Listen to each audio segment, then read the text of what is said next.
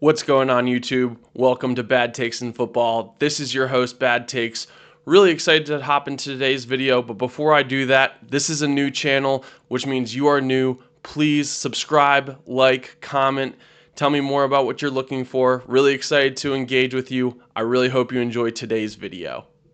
NFLPA director, or sorry, I should say executive director, Lloyd Howell is facing conflict of interest and scrutiny right now from NFL players, from the committee, and really from fans all around. So a little bit of backstory on this and why this happened.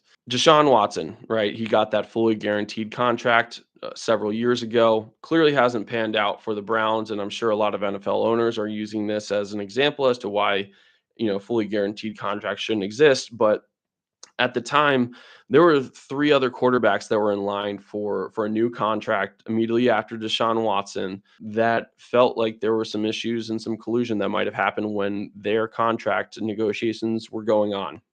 So I'm talking specifically about Lamar Jackson, Kyler Murray, and Russell Wilson. All three of them, even at the time, were expected to get top dollar and reset the market, right? And so these are players that were in line to get contracts, and they're saying, "Hey, Deshaun Watson got this fully guaranteed deal. Where's mine? I'm next," right? And so they wanted to set a new precedent in the NFL for these players to get fully guaranteed deals. And at the same time, it was very obvious that the NFL owners did not want to do that, right? And so there was actually a hearing and a collusion hearing about what was actually happening, where there was depositions with the three owners of these teams, right? So you're talking about the Broncos at the time with Russell Wilson, you're talking about the Cardinals with Kyler Murray, and then you're talking about the Ravens with Lamar Jackson. And if you really want to dive further into it, I really suggest you take a look at Mike Florio's report, as well as Pablo Torre did a great job on this. I even listed a Dominique Foxworth to talk about this, who was a former NFLPA president for the players, and obviously is really passionate about that whole situation because of how much he cared about the NFLPA and the players themselves.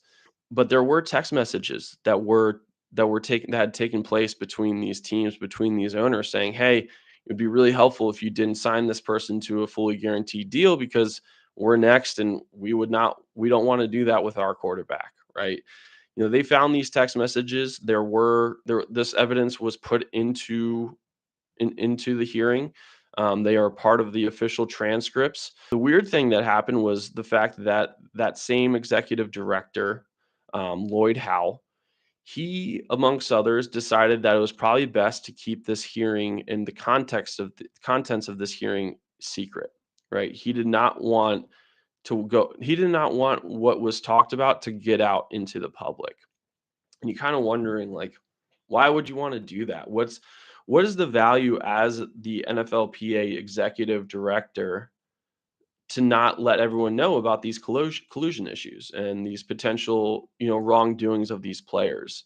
And so I think there's a lot of people that did some digging from this perspective. And I think the interesting thing that happened and what was really discovered was the fact that Lloyd Howell was actually a part of also a consulting firm, a private equity firm that was approved to be able to become minority owners of an NFL team.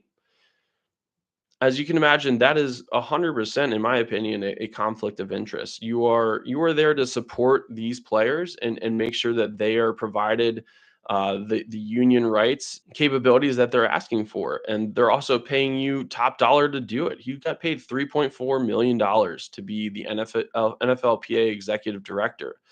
So why be a part of a consulting firm that is acquiring these that has the ability to acquire these teams, right? Because not only are you saying, "Hey, I'm here to help you against the ownership," but also you're trying to become a potential owner of an NFL team. And so there's a lot of I would say issues that a lot of players have with that, right? And it's interesting because the pushback that the players have had, really haven't resulted in anything for them. Lloyd Howe has been pretty dismissive of the entire situation. His private equity firm has even come out and said that Lloyd Howe has not been a single part of any of these acquisitions. He has no knowledge of these acquisitions, and so therefore he has no reason to be. There is no conflict of interest in the situation.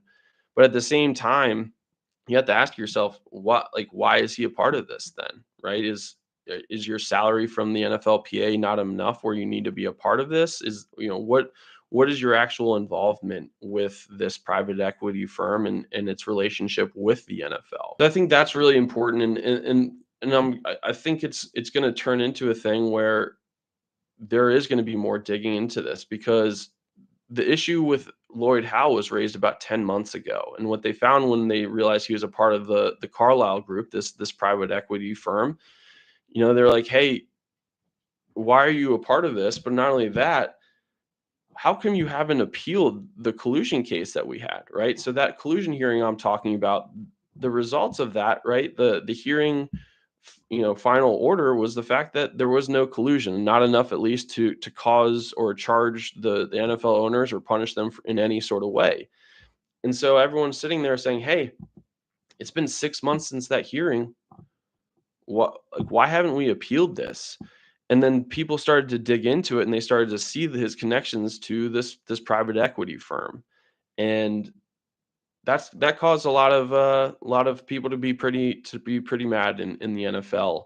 And the interesting part to me, at least, and the reason why I do think that there is something definitely suspicious here, is the fact that it wasn't until there was this pushback about him being a part of this consulting firm that they actually decided to appeal the decision on the hearing, right? So they had that collusion hearing about 6 months ago.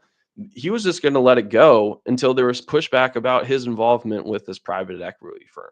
And I think that's something that is pretty scary. I think there's a lot of NFL players out there that could, lose any trust that they had in the NFLPA. I know that there was already an issue with that. The NFLPA already didn't have the best reputation amongst the players. They didn't see them as someone that was really helping them. So there's a huge challenge with that.